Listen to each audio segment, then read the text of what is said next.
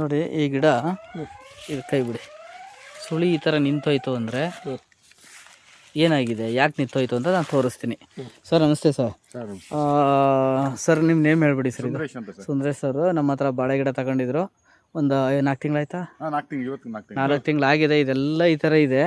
ಮಧ್ಯದಲ್ಲಿ ಈ ಥರ ಒಂದು ಸಮಸ್ಯೆ ಇದೆ. ಇದನ್ನು ಚೆಕ್ ಮಾಡೋಕ್ಕೆ ಅಂತ ಬಂದಿದ್ದೀವಿ ಸರ್. ಈಗ ನಾನು ಗುದ್ಲಿ ಅದೇನು ಮುಟ್ಲಿಲ್ಲ. ಸೊ ಇದನ್ನು ಕೀಳಿಸ್ತೋ, ಇದು ಪಕ್ಕದಲ್ಲಿ ಇದು ಮರಿ ಬರುತ್ತೆ. ಇದು ಏನಕ್ಕೆ ಹಿಂಗೆ ಆಗದೆ ಅಂದರೆ ಸರ್, ಈ ಕಡೆ ಬನ್ನಿ ಸರ್, ತೋರಿಸ್ತೀನಿ ನಾನು. ನಿಮ್ಮ ಡ್ರಿಪ್ ವೈರ್ ಇದೆಯಲ್ಲ ಸರ್, ಡ್ರಿಪ್ ವೈರು ಬುಡಕ್ಕೆ ನೀರು ಹನಿತದೆ ಸರ್.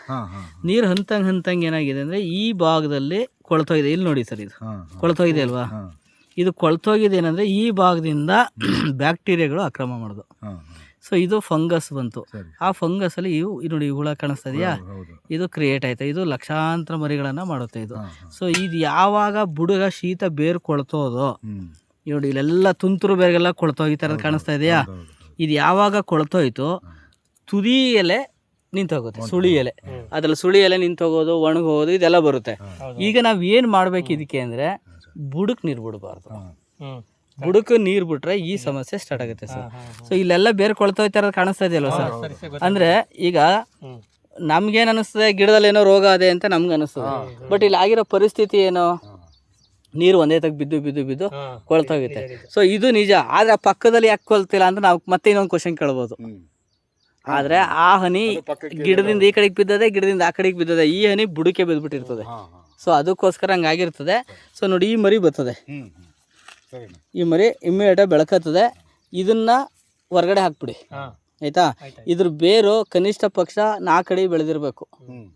ಇದು ಬೆಳೆದಿಲ್ಲ. ಇದು ಕೀಳಿ ಈಗ ಎಷ್ಟು ದೂರ ನೋಡಿ, ಎಲ್ಲ ಕೊಳ್ತಾ ಹೋಗೋದಲ್ಲ ಇಲ್ಲೇ ಆ ಬೆಳೆಯೋಕ್ಕೆ.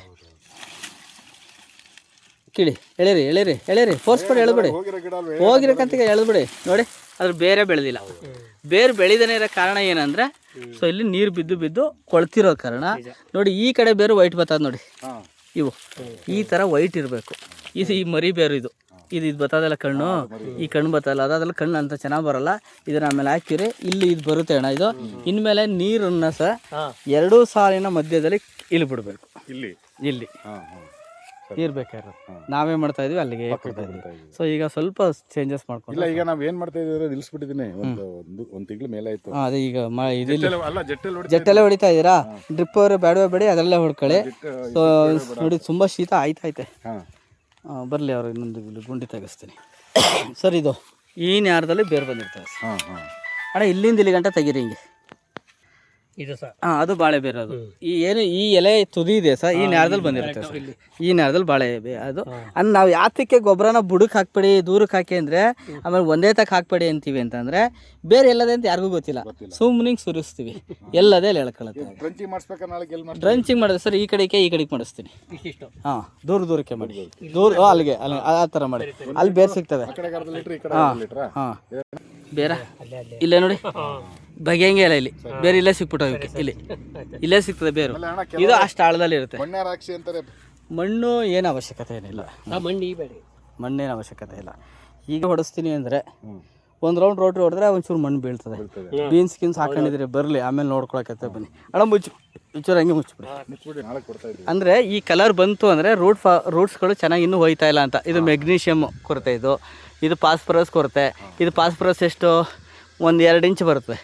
ಇದು ಕಲರು 100 ಗ್ರಾಮ್ ಕೊಡಿ ಅಂತ ಕೇಳ್ತಾ ಇದ್ದೆ. ಇದು ಸೊ ಆ ಪ್ರಕಾರದಲ್ಲಿ ಕೊಡ್ತೀವಿ ನಾವು. ಈಗ ನಿಮಗೆ 4 ತಿಂಗಳು ಇವತ್ತಿಗೆ 4 ತಿಂಗಳದ ಸರ್. 4 16 ಎಲೆ ಇದೆಯಾ ಲೆಕ್ಕ ಮಾಡಿ ಸರ್. ಇನ್ನೂ ನಾವು ಲೆಕ್ಕ ಮಾಡಿಲ್ಲ, ನೀವೇ ಲೆಕ್ಕ ಮಾಡಿ ಸರ್. ಈಗ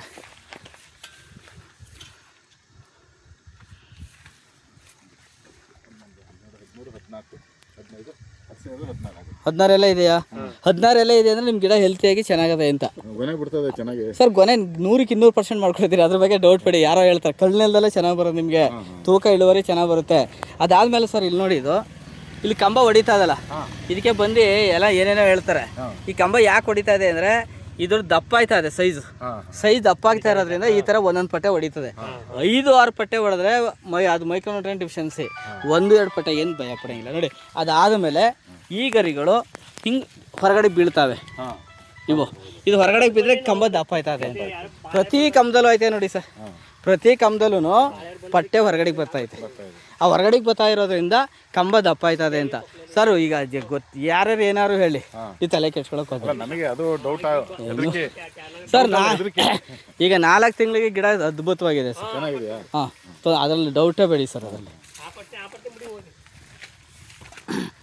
ಸರ್ ನಿಮ್ಗೆ ಏನು ಅನ್ನಿಸ್ತದೆ ಸರ್?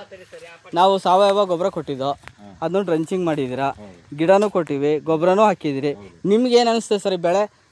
ಬೇರೆಯವ್ರು ಹೆಂಗಾರು ಮಾತಾಡಿ, ನಿಮ್ಗೆ ಏನು ಅನಿಸ್ತದೆ ಸರ್? ಸಮಾಧಾನ ಇದೆ. ನಿಮ್ಮ ಸಮಾಧಾನ ಇದೆ. ಯಾಕೆ ಅಂದರೆ ಈಗ ನಾವು ಒಂದು ಊರು ಮುಂದೆ ಹೋದ್ರೆ ಏನಾದ್ರು ಒಂದು ವಸ್ತು ತೊಗೊಂಡು 108 ಮಾತಾಡ್ತಾರೆ. ಸೊ ಅದ್ರ ಬಗ್ಗೆ ನೀವು ತಲೆ ಕೆಡ್ಸ್ಕೊಳಕ್ಕೋಗ್ಬೇಡಿ. ಆರೋಗ್ಯವಾಗಿದೆ. ನಾನು ಬಂದ ತಕ್ಷಣ ಗಿಡ ಯಾಕೆ ಕೀಳಿಸ್ದೆ? ಅದು ನೋಡಿದ ತಕ್ಷಣ ನಮ್ಗೆ ಡೌಟ್ ಆಯಿತು, ಕಿತ್ತಿದ್ದೀವಿ ಅಷ್ಟೇ. ನಾವು ಕೊಡ್ತಾ ಇರ್ತಕ್ಕಂಥ ಮಾಹಿತಿ ನೀವು ದೂರವಾಣಿ ಕರೆ ಮಾಡಿದಾಗ ನಾವೇನಾರು ರೆಸ್ಪಾನ್ಸ್ ಮಾಡ್ತೀವಾ ಇಲ್ವಾ? ಮಾಡ್ತೀರಿ. ನಮ್ಮಲ್ಲಿ ಗಿಡ ತಗೊಳ್ಳೋರಿಗೆ ಡೌಟ್ ಇರ್ತದೆ ಕೆಲವ್ರಿಗೆ. ಮಿಸ್ ಕಾಲ್ ಇದ್ರೂ ನೀವು ಮಾಡ್ತೀರಿ ಫೋನ್ನ, ಮತ್ತೆ ನಮ್ಮ ಕಾರ್ಯಕ್ಕೆ ಸ್ಪಂದಿಸ್ತೀರಿ. ಆಮೇಲೆ ವಿಡಿಯೋ ನೋಡಿ ಏನೇನು ಮಾಡ್ಬೇಕಂತಲೂ ಹೇಳ್ತೀರಿ. ಖಂಡಿತ. ಅದ್ರ ಬಗ್ಗೆ ನಮಗೆ ಸಮಾಧಾನ ಇದೆ ಸರ್. ನೋಡಿ ಸರ್, ಇದು ಹ್ಯಾಂಡಿಕ್ಯಾಫ್ಟ್ ಆಗಿದೆ ಸರ್. ಈ ಎಲೆ ಹ್ಯಾಂಡಿಕ್ಯಾಫ್ಟ್ ಆಗಿದೆ ಸರ್. ಈ ಎಲೆನೂ ಹ್ಯಾಂಡಿಕ್ಯಾಫ್ಟ್ ಆಗಿದೆ. ಸ್ವಲ್ಪ ಗೊಬ್ಬರ ಕೊಟ್ಟಿದ್ರಲ್ಲ ಸರ್, ಆ ಗೊಬ್ಬರ ಕೊಟ್ಟ ಮೇಲೆ ಇವು ಇನ್ನೂ ಚೇಂಜ್ ಆಗಿದೆ ನೋಡಿ ಸರ್. ಇದು ಬದಲಾವಣೆ ಆಗಿದೆ ಸರ್. ಗಿಡಗಳು ಇದು ಬದಲಾವಣೆ ಆಯ್ತಾ ಇರ್ತಕ್ಕಂಥ ಊಟ ತಗೊಂಡಾಗ ಇದಕ್ಕೆ ಬನಾನಾ ಸ್ಪೆಷಲ್ ಅಂತ ಬರುತ್ತೆ ಸರ್. ಅದೊಂದು ಸ್ಪ್ರೇ ಕೊಟ್ಕೊಂಡ್ರೆ ಇನ್ನೂ ಚೆನ್ನಾಗಿ ಬರುತ್ತೆ ಸರ್. ಅದು ಹೇಳಿದ್ದೀನಿ, ತೋಟಗಾರಿಕೆ ಇಲಾಖೆ ಕೊಡ್ತೀನಿ ಅಂತ. ಅದೇ ತೋಟಗಾರಿಕೆ ಸಿಗುತ್ತೆ, ಚೆನ್ನಾಗಿರುತ್ತೆ. ಶಂಕರಲಿಂಗಪ್ಪನಿಗೆ ಹೇಳಿದ್ದೀನಿ, ಒಂದು ತಿಂಗಳಿಂದ ಹೋಬ್ಳಿ ವಾರ ಅಲರ್ಟ್ ಮಾಡಿಲ್ಲ ಸರ್, ಹಂಗಾಗಿ ಅಂತ ಹೇಳ್ತಾನೆ ಅವರು.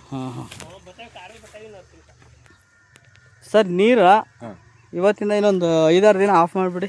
ನಾಳೆ ಟ್ರೆಂಚಿಂಗ್ ಕೊಡ್ತೀವಲ್ಲ, ಕೊಟ್ಬಿಡಿ. ಅದ್ರ ಕೊಟ್ಬಿಟ್ಟು ಆಫ್ ಮಾಡಿಬಿಡಿ, ಸಾಕಾಗುತ್ತೆ. ಇನ್ನೇನು ಅವಶ್ಯಕತೆ ಇಲ್ಲ ಸರ್. ಓಕೆ, ನನ್ನ ದೂರವಾಣಿ ಸಂಖ್ಯೆ 9902038931 ಸರ್ ಜೊತೆ ತೆಗಿತಾ ಇದ್ದೀನಿ ನೋಡಿ. ರೈತರಿಗೆ ಅನುಕೂಲ ಆಗಲಿ ಅಂತ. ಇದು ಕಳೆನಾಶಕ ಹೊಡೆದಿದ್ದಾರೆ, ಈಗ ಬಿಟ್ಟಿದ್ದಾರೆ. ನೆಕ್ಸ್ಟ್ ಒಂದು ರೌಂಡ್ ರೋಟಿ ಹೊಡ್ಸೋಕೆ ಹೇಳ್ತೀನಿ, ಗೊಬ್ಬರ ಆಗುತ್ತೆ. ಸೊ ತದನಂತರ ಇಲ್ಲೊಂದು ರಿಸಲ್ಟ್ ಬಂದಿರೋ ತೋರಿಸ್ತೀನಿ. ನೋಡಿ ಸರ್, ಈ ಎಲೆಗಳು ಗೊಬ್ಬರ ಕೊಟ್ಟ ಮೇಲೆ ಚೇಂಜ್ ಆಗಿದೆ. ನೆಕ್ಸ್ಟ್ ಈಗ ಡ್ರಂಚಿಂಗ್ ನೋಡ್ರೆ ಇನ್ನೂ ಚೇಂಜ್ ಆಗುತ್ತೆ. Okay, thank you sir.